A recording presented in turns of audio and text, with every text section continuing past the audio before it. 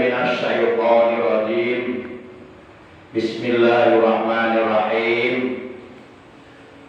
Alhamdulillahilladzi khalaqana bi ahsani taqwim wa hadana ila siratil mustaqim wa ila dinihi sabili sa'adati ila jannatihi daim.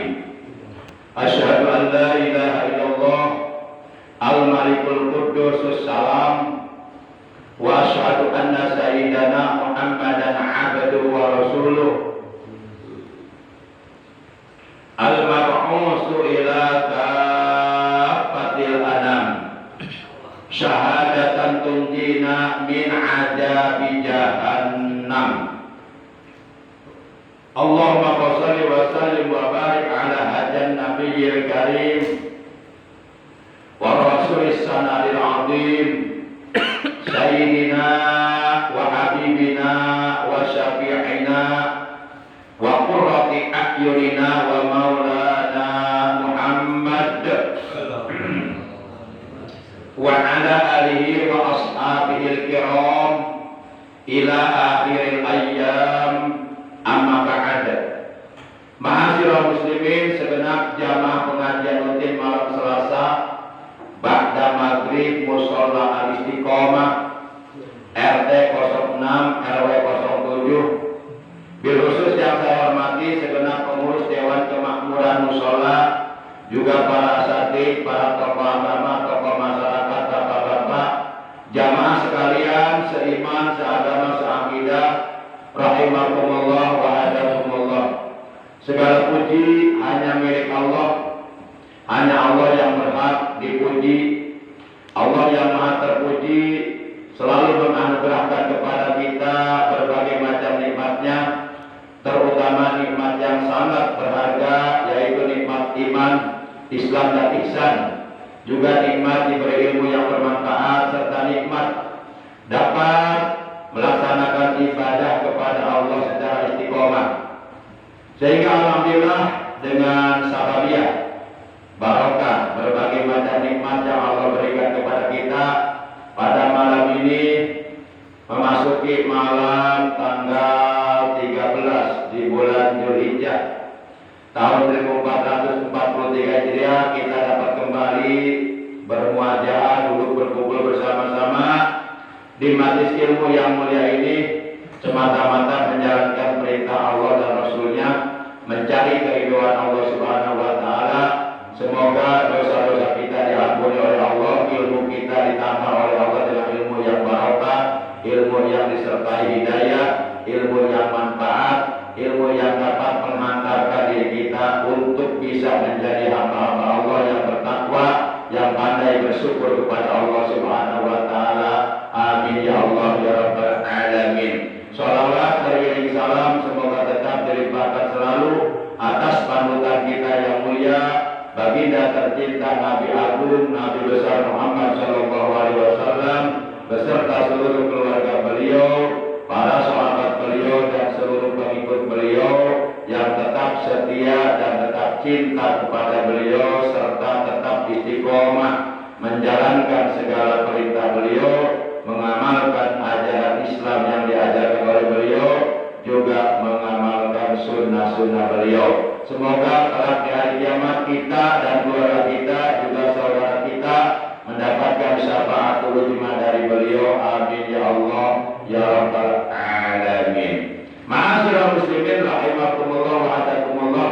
Kita awali pengajian rutin kita pada malam ini dengan pembacaan umul kitab suratul Fatihah dan dengan pembacaan sholawat atas Nabi kita tercinta, yang pahalanya dari kedua bacaan tersebut yang akan kita baca, kita hadiahkan, kita tunjukkan pahalanya untuk seluruh ahli kubur keluarga kita yang telah mendahului kita, yaitu untuk para sesepuh, orang tua kita, guru-guru kita, paman bibi kita, anak cucu kita, kakak adik kita, saudara-saudara kita, juga untuk almarhum Bapak Slamet bin Ahmad Hasim, almarhum Nama asli Masri bin Ahmad Hasim. Masri. Nama aslinya Masri bin Ahmad Hasim. untuk almarhum Bapak Masri bin Ahmad Dasim ya. Kita doakan semoga almarhum diterima iman Islamnya, diterima amal kebaikan yang dilakukannya selama hidupnya di alam dunia, diampuni kesalahan-kesalahannya di alam kuburnya, semoga selalu berada dalam rahmat kasih sayang Allah. Semoga alam kuburnya oleh Allah diterangkan, diluaskan, dilapangkan, dijadikan raudhah miriyadil jinan, taman daripada taman-taman surga. Amin ya Allah ya rabbal alamin. Dan keluarganya, istrinya, anaknya yang tinggalkan, semoga Allah diberikan kekuatan iman, Islam dan ihsan, diberikan ketabahan dan kesabaran, menerima dengan lapang dada apa yang sudah diputuskan oleh Allah Subhanahu wa taala. Bitilka niyatil Fatihah. A'udzu billahi minasy syaithanir rajim. Bismillahirrahmanirrahim. Alhamdulillahi rabbil alamin. Ar-Rahmanir Rahim. Maliki yaumiddin. Iyyaka na'budu wa iyyaka nasta'in. Ihdinas siratal mustaqim. Siratal ladzina an'amta 'alaihim ghairil maghdubi 'alaihim waladdallin. Rabbighfir lana wa liwalidayna. Amin.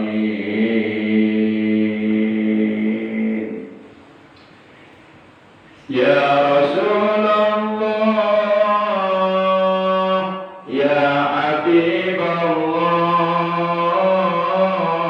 ya Rasulullah, ya Habibullah, Muhammad ibni Abdillah, Muhammad ibni Abdillah, Muhammad ibni Abdillah, Muhammad ibni Abdillah, ya Rasulullah, ya Habibullah, ya Rasulullah,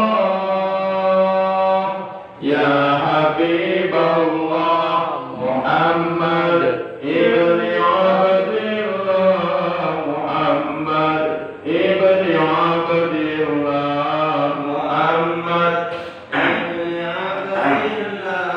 Muhammad ibni Abdillah, Muhammad ibni Abdillah, wa yaqari kitabillah, Muhammad ibni Abdillah, wa yaqari kitabillah, alaika ummatul hadrat tujahid fi sabilillah, alaika ummatul hadrat tujahid fi sabilillah, ya Rasulullah, ya Habibullah, ya Rasulullah, ya Habibullah, Muhammad ibni Abdillah, Muhammad ibni Abdillah, Muhammad ibni Abdillah, Muhammad ibni Abdillah. Allahumma shalli wa sallim wa barik alaihi wa ala alihi wa sahbihi. Ma'asyiral muslimin rahimakumullah wa hadakumullah. Sebagaimana pernah saya sampaikan bahwa takbiran dalam dua hari raya Idul, dalam dua hari raya yang disebut Al-Idain, dua hari raya, maksudnya pertama hari raya Idul Fitri, yang kedua hari raya Idul Adha. Al-Idain artinya dua hari raya, yaitu hari raya Fitri dan hari raya Adha. Nah, baik dalam Idul Fitri maupun dalam Idul Adha, kita disunahkan untuk mengumandangkan takbiran Akan tetapi jangan sampai salah penerapan.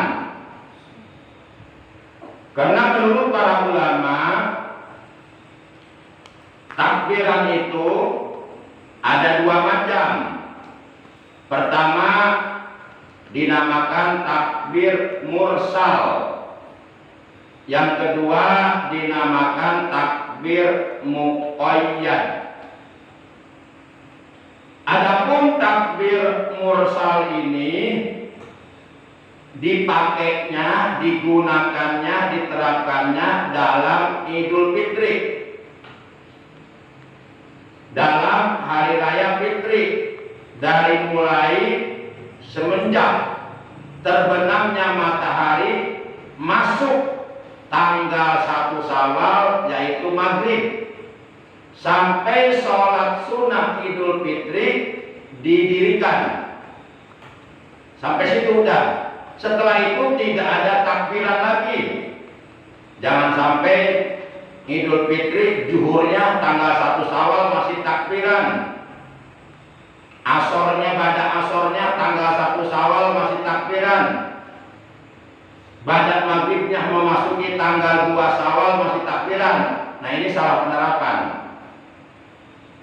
Itu yang pertama, namanya takbir mursal, diterapkannya dalam Idul Fitri.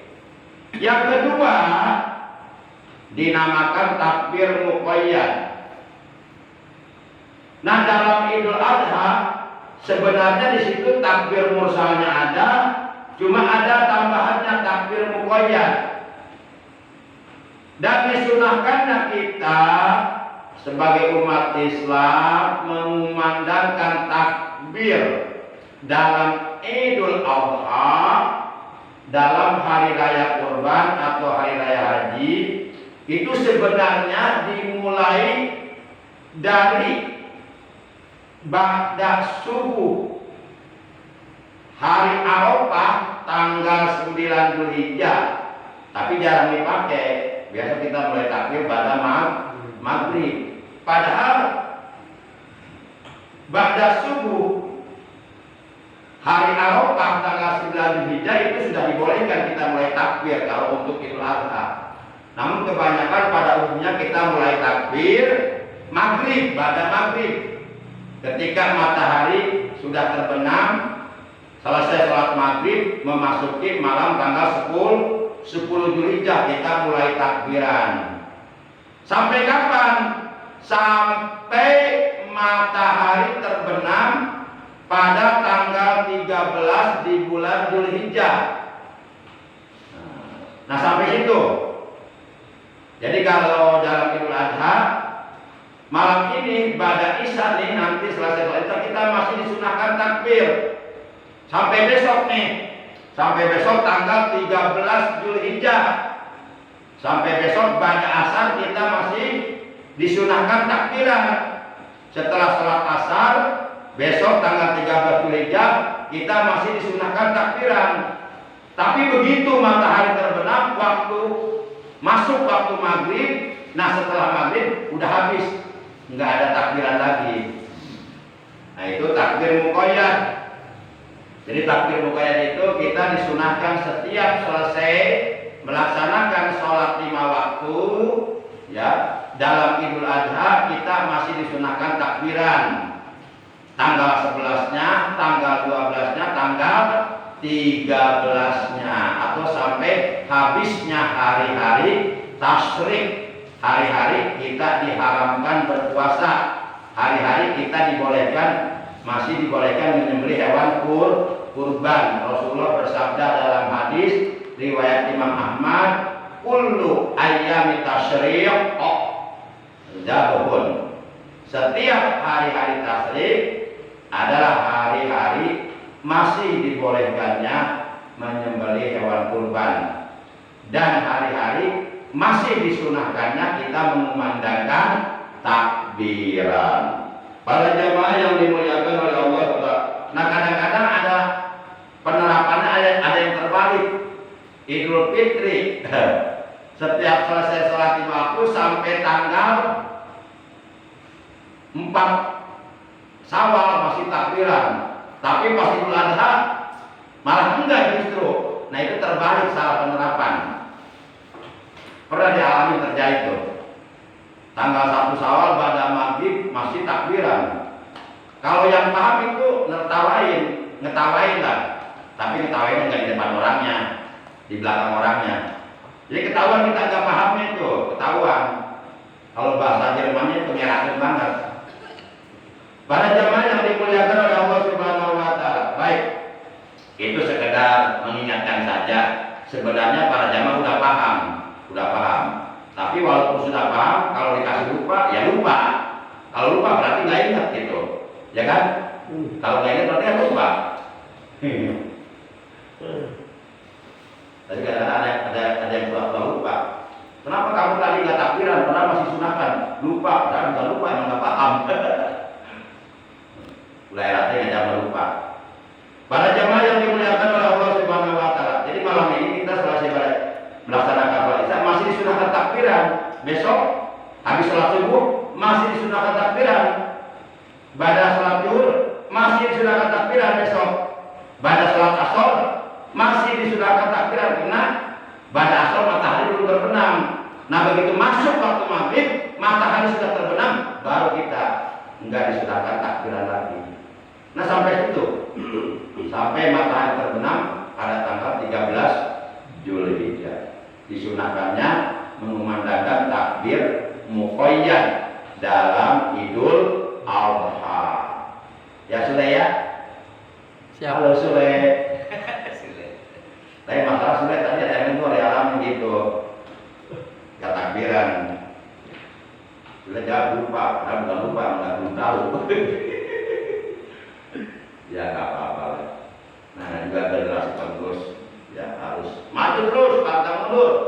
Pokoknya harus berani dalam kebaikan, kan? Berani dalam kebaikan adalah pangkal keberhasilan. Kalau nggak ada keberanian, kapan mau dimulainya? Nggak berhasil nanti. Penting, generasi penerus penting. Ma'asyiral muslimin, jamaah sekalian seiman seagama seakidah yang dimuliakan oleh Allah Subhanahu Wa Taala. Baik. Salah satu di antara 7 golongan yang kelak di hari kiamat nanti akan mendapatkan naungan rahmat Allah, di mana pada hari itu hari kiamat sama sekali tidak ada naungan kecuali naungan rahmat Allah. Salah satu di antaranya dari 7 golongan adalah rajulun dzakarallahu ta'ala khaliyan faqatat 'ainah. Seseorang jakaro yang berzikir, orang tersebut Allah kepada Allah, khaliyan di tempat yang sunyi, di tempat yang sepi, di tempat itu sama sekali tidak ada orang yang tahu. Yang tahu hanya dirinya dengan Allah. Faqalat, lalu ia mencucurkan ainahu akan air mata. Jadi sampai berzikir kepada Allah di tempat yang sunyi, ingat dosa-dosanya yang pernah dilakukan, sampai dengan tiada terasa berlinang air mata, menangis. Itu air mata menetes membasahi pipinya, terus menangis teringat akan dosa-dosanya. Nah ini salah satu di antara 7 golongan yang kata Nabi sab'atun yudilluhumullahu fi dhilli yauma la dhilla illa dhilluh. Ini hadis sahih, hadis riwayat Imam Bukhari. Sab'atun ada 7 golongan, ono 7 golongan. Yudillu bakal menaungi hum ing iku 7 golongan sapa Allahu Gusti Allah yauma pada hari la dhilla tidak ada naungan sama sekali illa dhillu, kecuali naungan dari Allah. Jadi nanti di hari kiamat itu keadaannya panas. Kalau umpama nih di dunia terjadi musim kemarau sama sekali hujan nggak turun, biasa iklim panas, cuaca dirasakan sangat panas, apalagi jam 12 siang panas luar biasa. Nah itu dibandingkan dengan panasnya di hari kiamat nggak seberapa, itu nggak ada apa-apanya. Di hari kiamat panasnya lebih dari itu. Kenapa? Keadaan di hari kiamat jauh lebih panas daripada keadaan di alam dunia ketika musim kemarau terjadi. Karena kata Nabi, anna samsa tadnu yaumal kiamati hatta tablughal arqu nisfal ujun, kata Nabi. Bahwasanya matahari di hari kiamat itu jaraknya sangat amat dekat sekali di atas kepala para manusia. Dekat. Sekarang kan ibunya jarak matahari, ya, dari kepala kita jauh banget, nggak tahu lah. Tapi kalau jam 12 siang musim kemarau panasnya terasa, sampai keringat kita terus bercucuran, udah ditelat, nyucur lagi ke keringat. Itu yang notabene jarak matahari sangat tinggi di atas kepala kita, tapi kita masih bisa merasakan panasnya, iklim panasnya. Nanti kata Nabi, anna samsa, bahwasanya matahari sakune utawi, nah matahari teh bahasa Jawa teh saringenge, ya saringenge, kepala bisa logatkeun saringenge, ya. Tadnu itu sangat rendah, maksudnya sangat dekat jaraknya. Yaumal kiamati, pada hari kiamat, hatta sehingga tablugo, sampai opo al-araku, keringat manusia, nisfal ujun, akan setengah telinganya. Jadi nanti di hari kiamat keringat seluruh umat manusia yang terus-terusan mengalir bercucuran itu akan naik sampai di setengah telinga kita. Hanya kita tenggelam. Itu akan terjadi nanti di hari kiamat. Percaya monggo, gak percaya bodoh. Masa bodoh bebas aja saya mah. Tapi nanti kita buktikan, kita lihat sama-sama di sana. Ini kata Nabi, masa nggak percaya? Nabi yang bilang. Lah kalau Nabi yang bilang kita nggak percaya, berarti kita bukan orang beriman. Kalau kita nggak percaya kepada sabda-sabda Rasulullah, kita bukan orang beriman. Karena konsekuensi dari beriman kepada Rasulullah, kita ucapkan amantu bir Rasul wa bima qala Rasul. Amantu bir Rasul wa bima qala Rasul. Aku beriman kepada Rasulullah, aku percaya kepada Rasulullah, dan kepada apapun yang disabdakan oleh Rasulullah. Itu konsekuensi kita beriman kepada Rasulullah. Jangan sampai mulut kita mengatakan amantu bi Rasul, amantu bi Muhammadin, aku beriman kepada Nabi Muhammad, tapi sabda-sabda beliau kita tentang. Sama aja bohong. Bukan orang beriman itu namanya. Sama aja seperti kita mengatakan aku beriman kepada Allah, tapi kalam-kalam Allah, firman-firman Allah, wahyu-wahyu Allah, ayat-ayat Quran kita tentang. Maka kita nggak dikatakan sebagai orang beriman. Jadi konsekuensinya kita beriman kepada Allah adalah amantu billah wa bima qala Allah. Aku beriman kepada Allah dan kepada firman-firman Allah yang ada dalam Al-Quran. Itu adalah konsekuensinya kita beriman kepada Allah. Nggak bisa kita mengatakan beriman kepada Allah, tapi kita menentang ayat-ayat Quran. Nggak bisa begitu. Itu namanya kafir, ingkar terhadap ayat Allah. Barang siapa yang mendustakan, membohongkan ayat-ayat kami, maka tempat kembalinya neraka. Neraka itu tempat kembalinya orang kafir, bukan orang beriman. Orang beriman itu tempat kembalinya di surga. Para jamaah yang dimuliakan, demikian pula konsekuensi kita beriman kepada Rasulullah adalah amantu bi Rasul wa bima qala Rasul. Aku beriman kepada Rasulullah dan beriman pula kepada sabda-sabda Rasulullah, kepada sunnah-sunnah Rasulullah, kepada hadis-hadis beliau, kepada ucapan beliau, kepada perbuatan beliau, kepada pengakuan beliau. Itu kan yang disebut hadis adalah ma'udifat lin Nabi sallallahu alaihi wasallam qaulan au fi'lan au takdiran. Segala sesuatu yang diidopatkan, yang disandarkan kepada Nabi Muhammad, baik berupa ucapan, perbuatan ataupun pengakuan, itulah yang disebut hadis. Jadi hadis itu enggak semata-mata berbentuk teks. Ada perbuatan Rasul itu jadi hadis, jadi sunnah, jadi dalil, jadi hujjah dalam agama.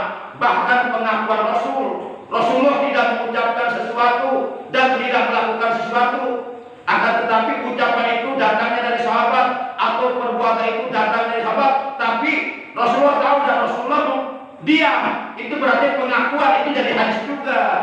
Nah, jadi hadis juga. Itu namanya hadis takliri. Kan ada hadis qauli, ada hadis fi'li, ada hadis takliri. Itu kalau kita ngaji kitab mustalahul hadis seperti itu.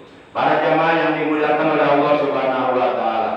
Nah, kadang-kadang setahu kita hadis itu adalah ucapan Rasulullah dan Rasulullah.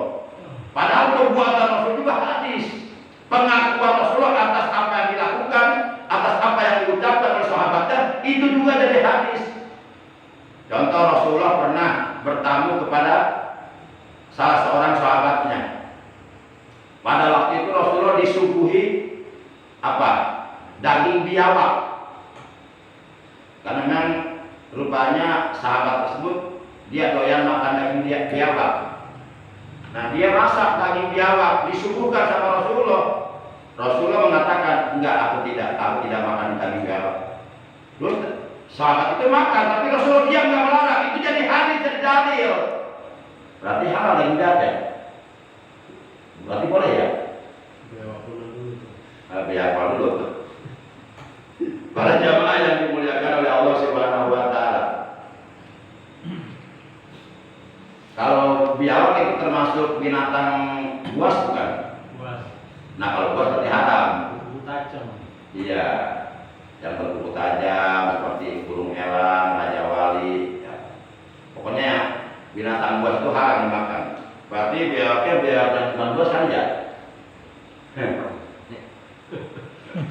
Apakah semua biawak buas? Biawak Arab itu Ada ayam. Hah? biawak kadang pasir Ustaz. Hah? Biawak Arab Oh, biawak Arab. kadang pasir. Oh iya, bukan biawak Indonesia ya. Indonesia mah jangan biawak, korok aja, ganas gitu. Para jamaah yang dimuliakan oleh Allah Subhanahu wa taala. Nah, itu salah satu dari 7 golongan yang kelak di hari kiamat oleh Allah akan ditempatkan di bawah arasnya Allah. Mereka tidak kepanasan. Mereka ternaungi dengan naungan rahmat Allah. Sementara yang lain, selain dari yang 7 golongan, termasuk selain dari orang-orang yang istiqomah duduk di majelis ilmu, termasuk selain dari orang-orang yang istiqomah melaksanakan sholat berjamaah, itu nanti di hari kiamat akan kepanasan dan akan kelaparan. Sebagaimana sabda Rasul, kullun nasi jia'un yaumal qiyamah. Seluruh manusia nanti di hari kiamat pasti akan merasa lapar. Laparnya mereka bukan 1 hari, bukan 1 minggu, bukan 1 bulan, bukan 1 tahun, tapi rasa lapar yang akan mereka rasakan itu ribuan tahun lamanya. Seandainya mereka di hari kiamat mencari makanan, tidak akan ketemu. Mencari warteg, tukang nasi padang, tidak ketemu di sana di hari kiamat. Nggak ada tukang nasi padang, nggak ada tukang warteg, nggak ada tukang minuman. Mereka semuanya oleh Allah dikumpulkan di padang mahsyar, suatu padang yang luas membentang. Semuanya dikumpulkan di situ untuk dihisab amalnya. Para jamaah, makanya kata salah seorang sahabat Nabi, hasibu anfusakum qabla an tuhasabu. Hisablah dirimu oleh kamu sendiri sebelum akhirnya nanti kamu akan dihisab oleh Allah pada hari kiamat. Jadi kita harus banyak bermuhasabah dari mulai bangun tidur sampai tidur lagi. Setiap hari apa yang kita lakukan, kita ingat-ingat. Kebaikankah yang banyak kita lakukan, atau sebaliknya keburukankah yang banyak kita lakukan? Kita bermuhasabah terus. Nah, para jamaah yang dimuliakan oleh Allah Subhanahu wa taala. Panas, kepanasan semuanya, lapar, kelaparan semuanya. Itu akan berlangsung ribuan tahun lamanya sampai menunggu vonis keputusan dari Allah. Apakah nantinya kita nanti oleh Allah akan divonis min ahlil jannah atau min ahlil nar, akan divonis menjadi golongan ahli surga atau golongan ahli neraka. Itu nanti kan ada penghisaban amal, ada al-mizan timbangan amal, ada pembagian kitab perbal amal, ada as-sirat melintas di atas sirat. Itu semuanya yang menentukan amal kita. Kalau kita banyak melakukan amal soleh, banyak melakukan amal kebaikan, banyak melakukan perbuatan-perbuatan yang diridhoi oleh Allah, yang mengandung nilai-nilai ibadah yang Allah suka, maka tentu kita akan ringan di sana. Tapi kalau kita di sana membawa dosa yang banyak sementara kebaikan sedikit, nanti belangsak dosa kita. Para jamaah yang dimuliakan oleh Allah Subhanahu wa taala. Jadi siapapun nanti di hari kiamat, kalau mereka sudah ditempatkan di bawah arasnya Allah, dikumpulkan oleh Allah bersama para nabi, para